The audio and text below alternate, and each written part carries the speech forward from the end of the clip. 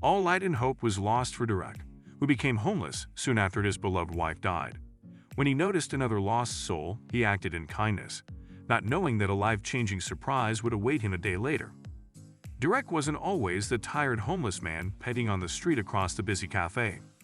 His life had always been hard, but until a few months ago, there was still something worth living for. Clarice, the love and light of his life, was still alive. The couple had been married for barely a year, and they made their paradise inside an old trailer behind the neighborhood park. They'd often look outside, gazing at people walking by, imagining the fascinating fictional life stories of those strangers. In their minds, Derek and Clarice had lived 1,000 vivid lives together, filled with luxury, love, and laughter. All that changed when Clarice got diagnosed with cancer. There was only a small chance that it could still be contained with treatment, only a sliver of hope. And that was all Derek needed.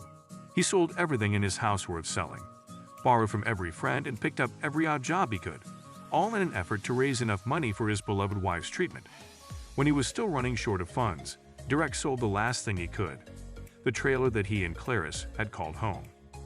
"We can always build another home together," Derek told himself, and happily slept in waiting rooms and cafeterias while his wife underwent treatment at the hospital. He had done his part, but fate didn't. Even after the expensive treatment, Clarice's condition kept worsening. Her laughter became rarer and rarer, and her eyes opened lesser and lesser, until one day they didn't open at all. Derek was with her in those last few moments. Her head rested on his chest, and he could feel the pull of her last fading breath. Everything warm and beautiful had died along with Clarice. There was no love left in the world, no kindness, and no home. Without a roof over his head, Derek began living on the street. He still tried to find work, but he found himself struggling in a cold world, and he was lucky if he found a one-off job or two a week. The past few weeks had been unlucky in that sense. Derek only had $12 left, and it would have to make do with it for the rest of the month somehow. It was a little past noon, and Derek was getting ready to finally get up from his spot and buy a sandwich from the cafe. A grilled chicken sandwich with extra cheese, Derek decided as he crossed the road to get to the cafe.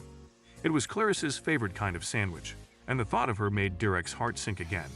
"I'm the most pathetic, alone, and helpless man in the city," Derek thought, until he saw something that changed his mind. An elderly woman was standing outside the cafe, sighing over the scattered mess of coins and belongings that had fallen out of her old purse. She bent to pick up the coins, lost her balance, and collapsed onto the ground, shrieking in pain. And while the woman was struggling to get back to her feet, people passed her by without even slowing down, like she was invisible. What has this world come to? Derek thought to himself as he rushed to the older woman and offered his hand.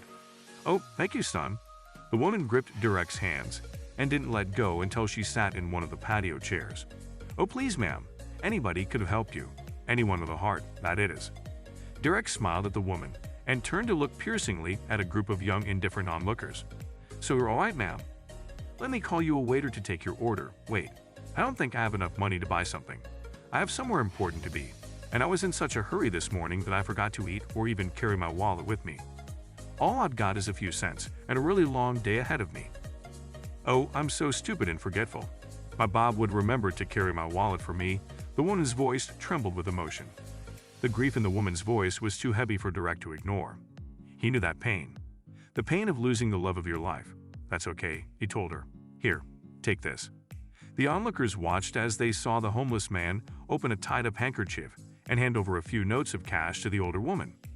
"This will get you breakfast. There's only $12 in here," Derek said, and turned to leave, not desiring any sign of gratitude from the poor woman. "Oh, thank you, son," Frida gasped, feeling ashamed and grateful at the same time. "If it's not too much to ask, would you please eat with me? Keep lonely old me company for a few minutes." Derek reluctantly agreed to the woman's request and took a seat. While Frida had a humble breakfast, the two strangers instantly connected over the pain in each other's eyes and spoke about the people whom they had loved and lost. Derek got emotional hearing how Frida and her husband Bob had been married for 59 years before an illness took him away, leaving her alone and lost. And Frida was heartbroken to learn about Clarice and what had become of Derek after her. "I wish I could change this kind man's life right this second," she thought to herself, but the most she could do that day was exchange phone numbers with him. "Call me whenever you need someone to talk to, son," she said as they parted. "And don't worry, your love and kindness will come back to you tenfold." Derek smiled at the 82-year-old woman's quote and walked back to his spot. He had seen too much suffering to hope for any love or kindness to grace his life ever again. And yet there it was, the fruit of his kindness, buzzing on his old phone the very next morning. Derek was surprised to see a notification from the older woman he had met the day before. And when he opened the message she had sent him, he thought it was some kind of a mistake. "Meet me at the park this evening. Your reward arrives today," it read. Although Derek assumed it was a text meant for someone else, a part of him wanted to go to the park.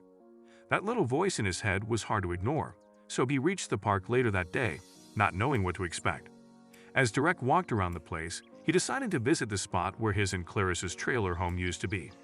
That place had been empty since her passing, and that emptiness always broke Derek's heart. What's that, though? Another trailer? Derek was surprised. Following his impulse, he approached the trailer, and it looked brand new. The paint smelled fresh, the doors were squeaky clean, and a peek from the window revealed it was rather spacious inside. It looked fine until Derek saw the name on the other side of the trailer. The name meant everything to him. Hand-painted in bright blue letters were the words Clarice's Paradise.